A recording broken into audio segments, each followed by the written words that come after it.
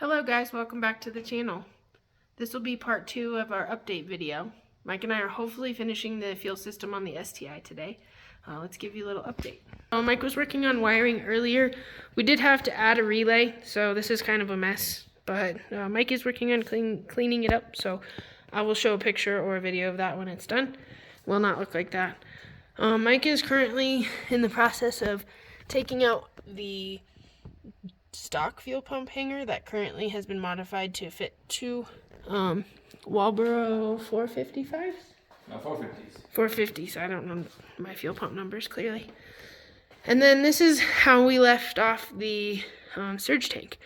So as you can see here, sorry with my crazy flashlight, but we had to order some 90s for the return and feed from the pumps. But we just got those, so we're going to run that there, drill a hole or two in the little cover plate, and then we have to run some wiring, and we'll be done. So, exciting stuff, as I like to say. Alright, so Mike got the old fuel pump out now. He's putting the new one in. So, as said before, I believe this is a Walboro 255 that we're putting in here. And then we'll put the two Walboro 440s? 450s. Good lord, why can't I remember? In here. So there'll be two in here and one in there. So this is exciting.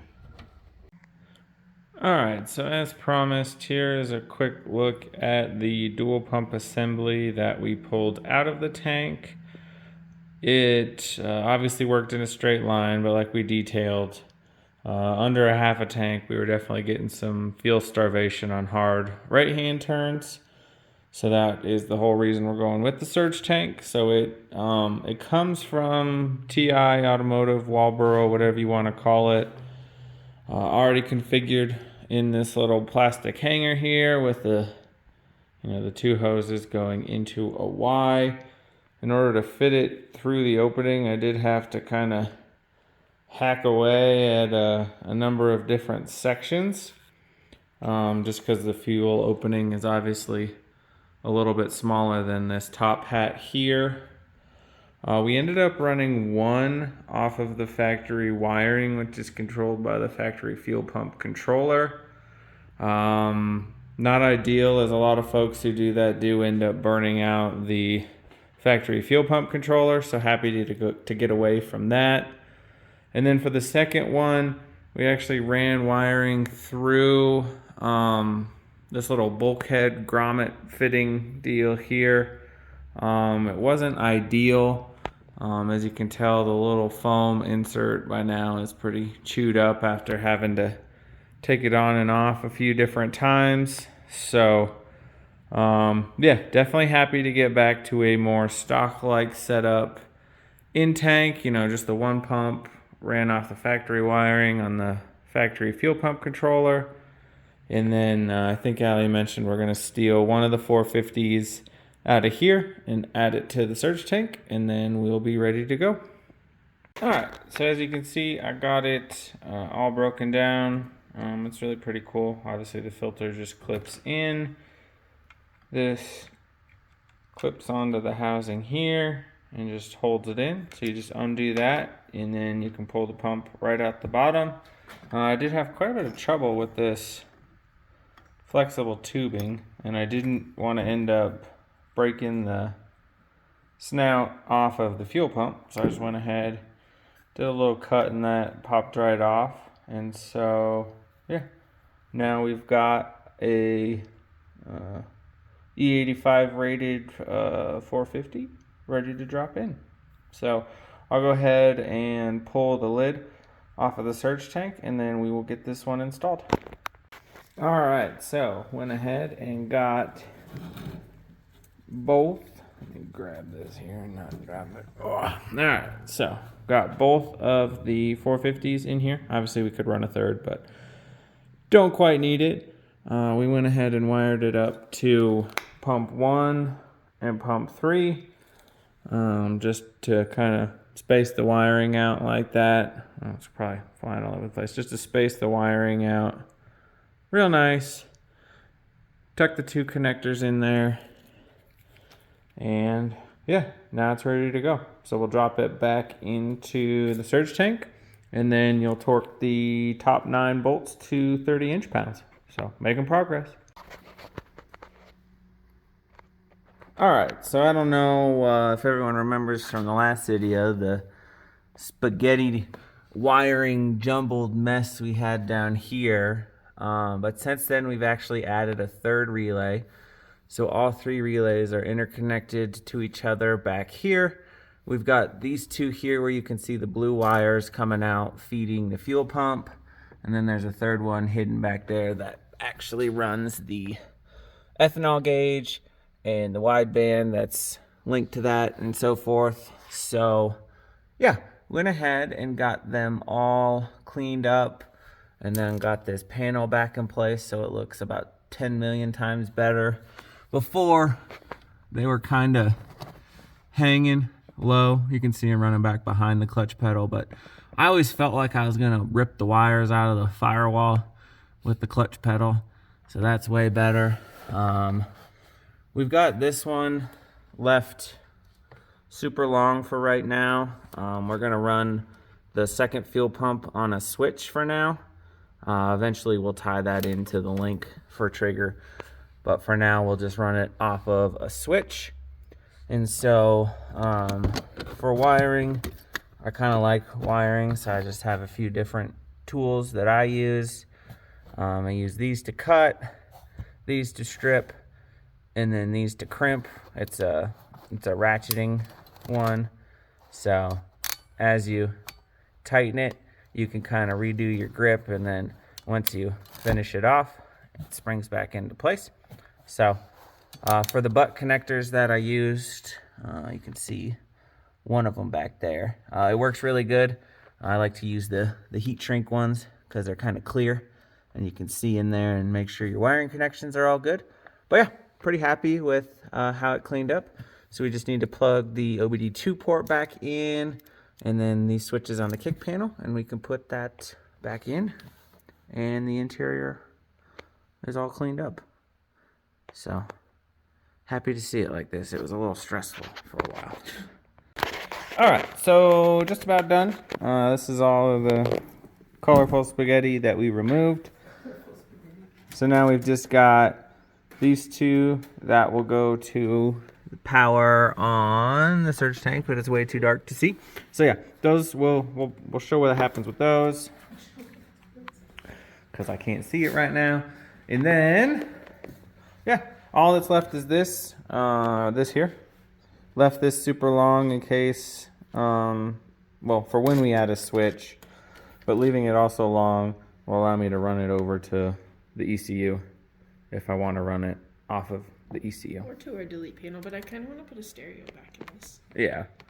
So, it is actually just hooked up to the factory fuel system for now. Why is that? So, it's all hooked up to the factory fuel system. Still got the new lines, but gonna take a little break, maybe pull it out of the garage real quick, rinse it off a little, and then we'll pick this video back up shortly. All right, so man, I'm looking rough, but it's cool. This is me on a garage day. So yeah, we tried to take the STI just out onto the driveway. That way we could wash it. And you know, we started to wash it, and then it just kind of like iced over, I guess you would say. So around. So like, I don't know what happened, but now it's white. So Allie and I are gonna figure out what happened here, and we will pick this up here shortly. Just kidding. We bought another one. 05. Hideous wheels. Yeah, I mean, they're great wheels, just not this fitment. yeah, not this fitment, and not on this car. They have a little bit of curb rash. They're way too big. So we're going to go ahead and clean them up and see if we couldn't trade them for a set of 17s. So that's what we're going to start working on now. All right, well, all jokes aside, I figured I'd go ahead and give a quick rundown on what we just picked up. Judging from the snow, you can see that it's been sitting outside. It's another 2005 STI, this one in Aspen White, which is Allie and I's most favorite color ever. Let me zoom out here for you. There we go. So 05 STI. Been a Rocky Mountain region car for most of its life, so it does have a tiny bit of surface rust and a little bit underneath it that we're going to work to clean up, but overall it's in really good shape. As you can kind of see, there's a couple little dings here and there that I'll bust the PDR tools out for, massage those out. These work wheels are getting cleaned up to get listed for trade. Just not quite the fitment that we're going for. I want to say these are a 225 35 18, where you've got 245s on this that are, you know, sunk well in. So the offset's just not for me. You can see lots of doggo prints. Olivia had to stake her territory, but the interior is in really good shape. The bolstering on the seats is looking really good. It's got short shifter, Cobb access port that hasn't been updated since the whole Project Green Speed deal. Carpet doesn't have any holes. Well, I say that and I think it does. Okay, carpet does have a hole, but that's pretty typical for those carpets. Short shifter, boost gauge, BC BR coilovers, Tomei titanium loud as fuck exhaust. That's the same exhaust that was on 2.5. Yeah, same exhaust we had. Yeah, the same one we had on the 2.5, and that thing is stupid loud. So now that car and the white one both have titanium exhausts that are just a little louder than I would care for, but whatever. So yeah, we'll dive into why we bought it, what we're gonna do with it, and what our plans are for having 2 STIs. So yeah, I know our videos these days are a little bit all over the place, but that's kind of what our car habit is like. We don't really stick to just one thing. We like to bounce around, and so now you all will get to kind of follow along with us. So we'll pick this back up shortly. All right, after about 6 different orders of parts, because I wanted to change various things, I think we finally got this all wrapped up. We just now have to do the 2 power wires and the 2 ground wires, and then move everything in the engine bay over to the new lines. So this evening, Allie and I worked on the overflow back into the tank, and then the feed to the tank, and then just kind of routed it back along the seat there. Obviously in the previous video you saw we got the feed and the return done. So now we'll wire up pump 1 and pump 3, power ground obviously, and this is all good to go. So yeah, luckily we've already got the power lines from the relays ran as far as they could go, all loomed up nicely and stuff. So I'll go ahead, connect them here, probably loom it some more and tuck it back along there, and then do some sort of ground strap. Ooh, those flops. Do some sort of ground strap. Don't make fun of my flops. Here, I got sumo sandals on. Here in the trunk, and we're all set. So still have the new purchase on the lift. Allie and I are both very excited to swap the engine in it. I don't know that we've covered this today, but we got a heck of a deal on this, as it's got pretty horrible rod knock. I'm all blurry. There we go. Yeah, it's got really bad rod knock. So yeah, Allie probably has a video. Don't mind the fluffy hair. I went to the gym a little while ago. So yeah, gonna steal a few parts off of that to put on Crusty Carl here, including like a brand new Tomei. Don't mind the stuff in the garage, but yeah, brand new Tomei exhaust. I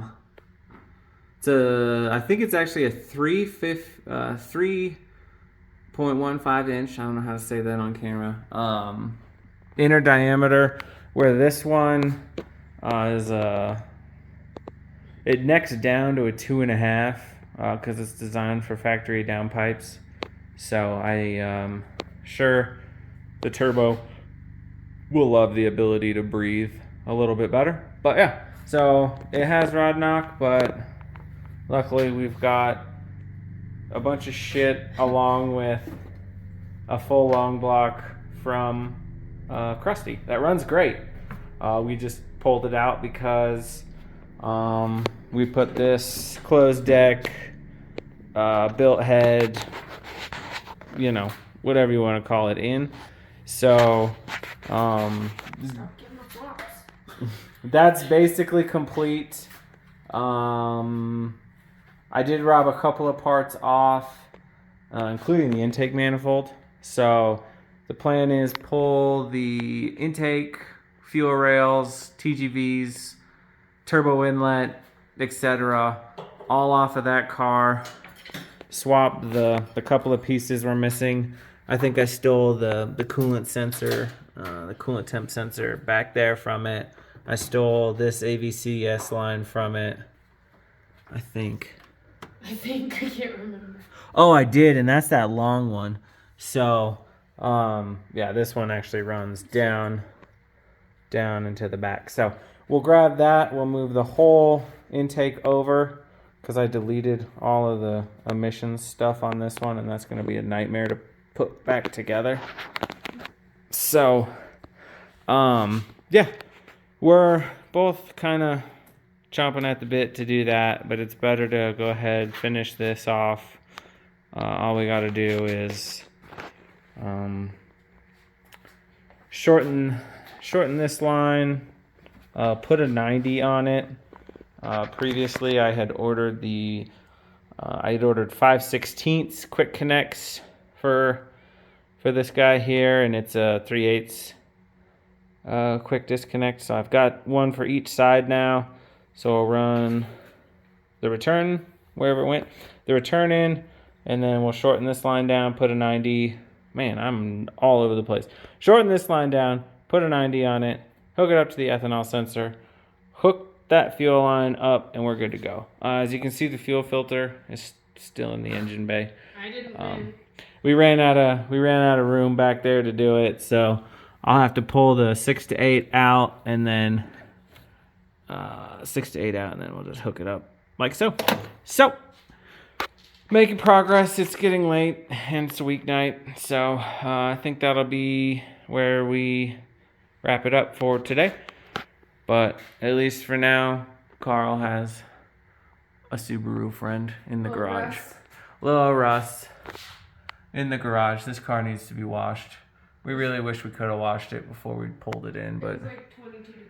yeah, it was freezing. So anyway, that was like 5 minutes of me rambling on with my fluffy hair. So yeah, we will wrap up this fuel system, and who knows what we're gonna do next. Alright guys, so Mike and I were just talking about how much better the STI is running with the surge tank. I'm not necessarily sure why, because we didn't necessarily change much. Maybe it's warmer. Okay, it's warmer. What's your 2 cents?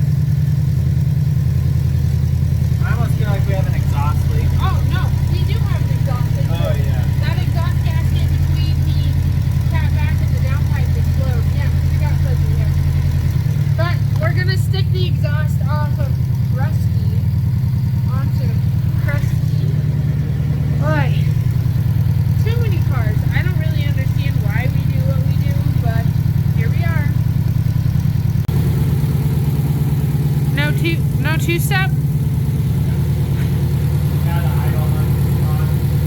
It's running so good.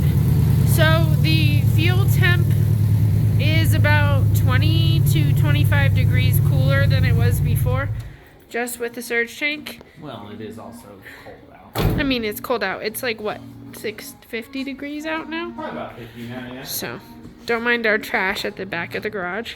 That's where we store it.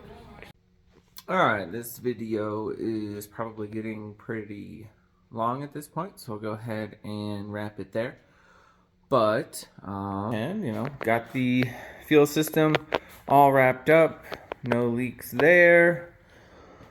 Still need to do the wiring for our second fuel pump, but it's not making that much power at the moment. We don't really need it anyway. I did pull the MagnaFlow exhaust on, and I put the Tomei, I don't know how to say it, on here. It does stick out a little bit further. If you could see, if I could use my camera correctly. It does stick out a little further. The muffler is huge, but it actually sits a little bit lower than this one did. As you can see, it kind of melted the bumper there. But anyway, yep, so this one is now good to go. So I'm going to do some test drives with the new exhaust, new fuel setup here shortly, and then start digging into this one. While it's up on the lift, we'll probably go ahead, pull the downpipe, do lower bell housing bolts, maybe undo the motor mounts, anything that can be done on the bottom before draining the coolant. Then we'll lower it, wiring harness, fuel lines, heater hoses, top mount, radiator hoses, and I think that'll be it. I haven't pulled a stock configuration motor in a while, engine, but usually it goes pretty quick. So we'll see what kind of things we find while we dig in. And then I do plan to tear that engine apart relatively shortly, just because we've already got 2 engines on an engine stand. You know, that one that will be going in. As you can see, the garage is just a mess. So I will get that one torn down, see what's wrong with it, and probably drop it at the machine shop here shortly once I know what all is usable. I'm hopeful it's still stock bore, so I can go to like a 99.75 piston versus 100 mil, but yeah, we'll see. So appreciate you watching this video, and we'll see you on the next one.